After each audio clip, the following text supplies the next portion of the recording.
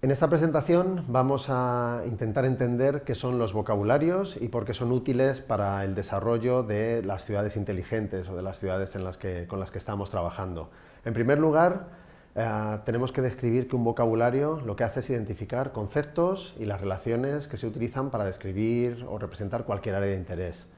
En nuestro caso, con un ejemplo relacionado con el dominio del comercio, lo que vamos a tener son conceptos como los locales comerciales, las licencias de apertura, las actividades económicas, que estarán relacionados entre sí. Un local comercial tiene una licencia de apertura. Una licencia de apertura está relacionada con un tipo de actividad económica o con varios tipos de actividades económicas. Esto es lo que vamos a representar en los vocabularios. ¿Por qué son útiles los vocabularios? Pues en primer lugar, porque nos van a permitir describir los datos de una forma mucho más precisa.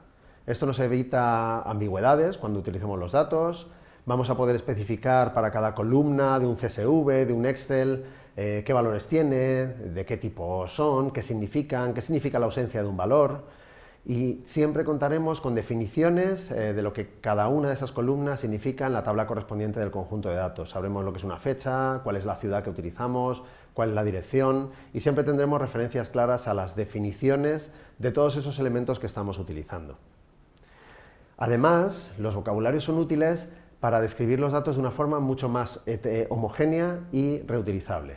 Como compartimos modelos que son consensuados por varias ciudades, con otras administraciones públicas o con otros departamentos dentro de la misma administración, siempre podremos publicar los datos de una manera similar. Esto facilitará la homogeneización de todos esos datos y cuando todas las ciudades publiquen sus datos de manera similar, facilitará la reutilización entre todas ellas. Es decir, desarrollamos una aplicación relacionada, por ejemplo, con la calidad del aire en una ciudad, en la ciudad número 1, y como los datos son homogéneos en la ciudad número 2, podremos utilizar esa misma aplicación en esa otra ciudad prácticamente sin ningún tipo de modificación. Además, esperamos que con estos vocabularios los datos vayan mejorando en su calidad durante el tiempo, ¿no? A lo largo del tiempo. Los modelos consensuados permiten identificar muy bien claramente qué datos faltan en las fuentes de datos originales y podemos así poder encontrarlos, ¿no? Poder buscar cuáles son los departamentos que nos tienen que ofrecer los datos adicionales que están ofrecidos por otras administraciones públicas y que nosotros no ofrecemos.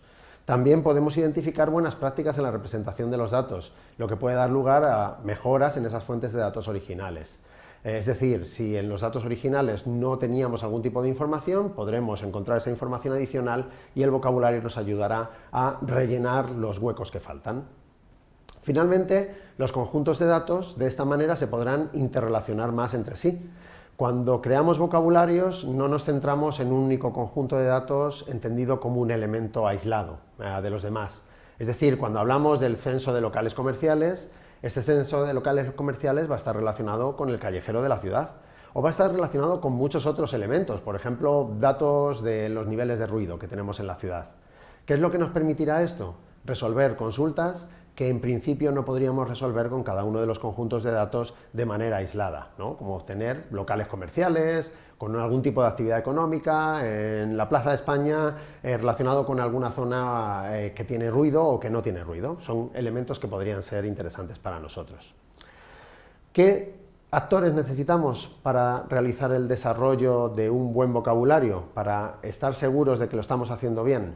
No solamente necesitamos a los ingenieros de ontologías, que son los expertos en cómo se desarrollan los vocabularios, en los lenguajes que se pueden utilizar, en la metodología a utilizar, sino que realmente necesitamos expertos de dominio. Necesitamos personas de cada una de esas administraciones públicas, de cada uno de los ayuntamientos, que entienden muy bien los datos que se pueden ofrecer y que entienden también muy bien cómo se pueden utilizar esos datos. Y finalmente necesitamos a los usuarios de datos, que pueden ser internos, pueden pertenecer a la propia administración pública, la administración pública es el principal reutilizador de sus propios datos, como ser usuarios externos, desarrolladores que están creando aplicaciones para estos datos o sencillamente cualquier usuario que pueda tener interés en su utilización.